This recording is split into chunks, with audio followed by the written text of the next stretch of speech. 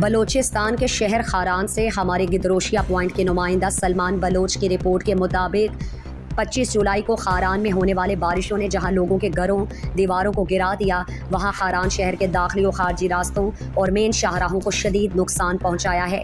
روڈوں کا black top تو سلامت ہے، لیکن نیچے سے روڈ کھوکھلا ہو گیا ہے۔ سارے مٹی جو ہے وہ پانی بہا کر لے گئی، جو کسی بھی بڑے حادثے کا سبب بن سکتی ہے۔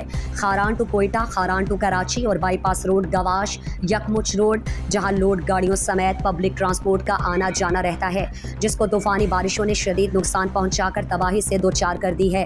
روڈ جگہ جگہ سے ٹوٹ چکا ہے اور سیلاب کے باعث روڈ پر مٹی کے دھول جمع ہو گئی، جس سے موٹر سائیکل سوار افراد سمیت پیدل جانے والوں کو شدید مشکلات کا سامنا اور مٹی کے دھول ہوا میں شامل ہونے کی وجہ سے لوگ دمہ، نزلہ، زکام، خشک کھانسی اور دیگر بیماریوں میں مبتلا ہو رہے ہیں۔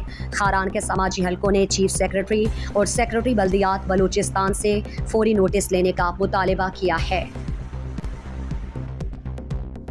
مزید دلچسپ معلومات اور خبروں سے آگاہ ہونے کے لیے Gedrosia point Facebook page, Instagram, Twitter کو فالو اور یوٹیوب چینل کو سبسکرائب کریں۔